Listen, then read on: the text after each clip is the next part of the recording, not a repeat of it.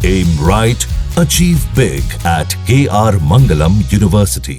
मैं जाना चाहता हूं अब सत्यप्रकाश मिश्रा जी के पास। अगर तहसीन भाई, वैसे तहसीन जी जो है मैं किसी पॉलिटिकल पार्टी से नहीं है, लेकिन चूंकि ऑपोजिशन का व्यू पॉइंट आर्टिकुलेट करते हैं, इसीलिए मैं ये लिबर्टी ले रहा हूं कि ये सवाल मान लीजिए ऑपोजिशन ही पूछ रहा हो, तो ऑपोजिशन अभी शांत नहीं हुआ है। कांग्रेस को वोट देता हूं। हाँ, कांग्रेस को वोट देते हैं। चलिए, तो कांग्रेस ये सवाल पूछ रही है, ऐसा कह सकते हैं हम अभी, मतलब उनकी जिज्ञासाएं शांत नहीं हुई हैं। सत्यप्रकाश जी, देखिए, मेरा मानना है सौरभ जी, कांग्रेस उस दौर से गुजर रही है जहां ब्रह्मा विष्णु महेश भी अवतार लेकर आए और कांग्रेस को बताएं कि देखो देश संविधान से चल रहा है और सभी शक्तियां जो संविधान की संस्थाएं हैं वो पारदर्शिता के साथ काम कर रही है। तो राहुल गांधी जी, उनकी पार्टी और उनके समर्थक तहसीन पूनावाला जी को समझाना बहुत मुश्किल है। जनता ने 3 बार नकार दिया, उससे बहुत पीड़ित है, बहुत दर्द है इनको। बिहार में पिछले 30 सालों से बहुत कम सीटों पे हैं, दिल्ली में साफ है। तो अब कांग्रेस को समझाना बहुत मुश्किल है। तो इस बात की उम्मीद मत कीजिए तर्क देंगे और कांग्रेस उस तर्क पर सहमत हो जाएगी, ये संभव अब नहीं दिखता। अब ये लड़ाई आर पार की है और इलेक्शन कमीशन ने जिस तरह से आज बेवाक होकर के सारी बातें देश के सामने रखी है, तो ये देश को समझना होगा। और सोशल मीडिया पर भी इसका ट्रेंड शुरू हो गया है कि राहुल गांधी आखिर कब आप समझेंगे कि इलेक्शन देश में ईवीएम से वोटर आईडी के आधार पर पूरी तरह निष्पक्ष हो रहा है। वो समझने को तैयार नहीं। आखिर वो ये हरकत कर क्यों रहे? आप समझिए, जो व्यक्ति लगातार 3 बार देश में नकार दिया गया हो, वो इतना डिप्रेशन फ्रस्ट्रेशन में आ सकते हैं कि कांग्रेस पार्टी के कार्यकर्ताओं को समेट के रखने की एक जिम्मेदारी उन पर है और उनको वो बरगला रहे हैं। जैसे तहसीन भाई सहमत हो गए कि देखो नहीं नहीं नहीं, ये वोट चोरी का मामला है। ये कैसे साबित करेंगे कि यार कि ये वोट चोरी नहीं है? लेकिन एक बात कहना चाहता हूं, जो वोट के डकैत लोग थे, जब वोटर लिस्ट कैसे बनता था, वोटर आईडी कार्ड तक नहीं होता था 93 के पहले, उस जमाने में कांग्रेस ने कैसे कैसे सरकारें बनाई हैं और कैसे कैसे आधी आधी रात को कई राज्यों की सरकारें बर्खास्त किए 356 का इस्तेमाल करते हुए, जब एसआर बोम्मई का फैसला नहीं आया था सुप्रीम कोर्ट द्वारा। तो उस कांग्रेस को लोकतंत्र में अब यकीन मुझे लगता है कि नहीं बचा है, क्योंकि उसकी सत्ता हाथ से जा चुकी है। अब कैसे बताएं सौरभ जी कि कांग्रेस पार्टी 99 सीट पर उसी वोट और पारदर्शिता के तहत पहुंच पाई? भारत जोड़ो यात्रा करने वाली कांग्रेस पार्टी आखिर भारत के तमाम संवैधानिक संस्थाओं को तोड़ना क्यों चाहती है? ये सवाल जरूर है। ठीक तो है। देश समझता है, जनता समझती है, कांग्रेस ना समझदार है, वो कभी नहीं समझेगी। 3 और मेहमान है हमारे साथ। सत्यप्रकाश जी, मैं आता हूं आपके पास। जोड़ देना चाहता हूं, एक आखिरी लाइन में जोड़ देना चाहता हूं कि बिहार का चुनाव है और स्पष्ट कहा है चुनाव आयोग ने, जो वोट योग्यता रखता है उसका वोट कोई नहीं काटेगा। 10 लाख बीएलओ यदि काम कर रहे थे चुनाव में, तो वोट चोरी का आरोप कैसे आप लगा सकते हैं? आप हलफनामा नहीं देना चाहते।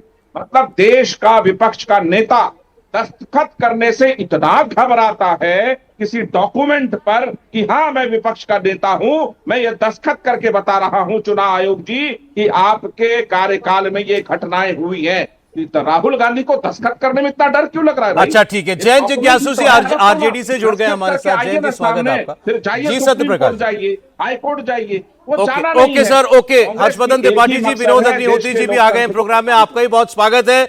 जयंत जिज्ञासु जी, एसआईआर पर तो बहुत डिटेल में उन्होंने बताया, पूरी प्रक्रिया भी समझाई और उन्होंने ये भी कहा इसी महीने में क्यों करना पड़ रहा है, पिछली बार भी इसी महीने में हमने टाइम से पूरा कर लिया था।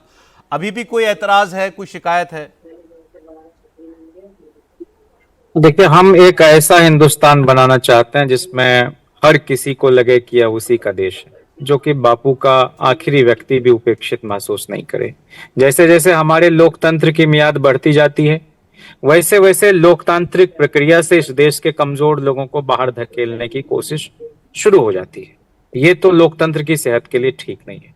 चुनाव आयोग आज जो कुछ भी कह ले, लेकिन बिहार के हर गरीब के घर में यह बात पहुंच गई है कि उसके मताधिकार के साथ जो यह छेड़छाड़ चुनाव आयोग सत्तारूढ़ दल के साथ मिलकर कर रहा है, इसकी माफी उसको नहीं दी जा सकती। और हमने 3 स्तरों पर इसका विरोध किया है। डे फर्स्ट से हम जनता को भी सजग कर रहे, हम जो है सड़क पर भी उतर रहे, बिहार बंद किया, चक्का जाम किया, और हमने अदालत का रुख भी किया। अब अदालत एक स्वायत्त ढंग से चुनाव आयोग काम करे, इसको लेकर बार बार अपने मशवरे देता रहा कि जो सहज सुलभ दस्तावेज है आप उसको मान्य करिए। लेकिन चुनाव आयोग अगर नहीं उसको माना तो और कौन फिर और कहाँ आदमी रुक करे।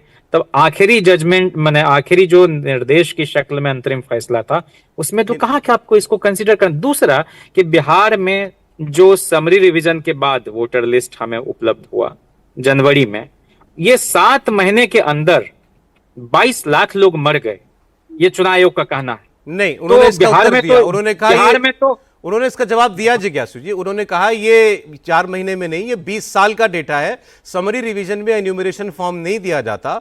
समरी रिवीजन एक रैंडम रिवीजन होता है। एसआईआर में फ्रेश तरीके से हर मतदाता का नाम जोड़ा जाता है। ये 22 लाख लोग 4 महीने में नहीं मरे, ये 20 साल का डेटा है। मैं कह रहा हूं कि ये रॉकेट साइंस नहीं है।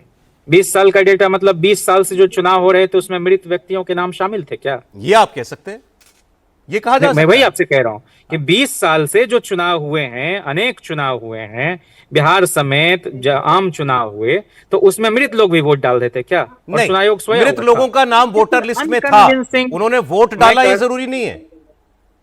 कमाल की बात है ना कि मृत लोगों का नाम स्वतः एक स्वाभाविक सामान्य प्रक्रिया है। हर चुनाव के पहले उनके नाम हटाए जाते हैं।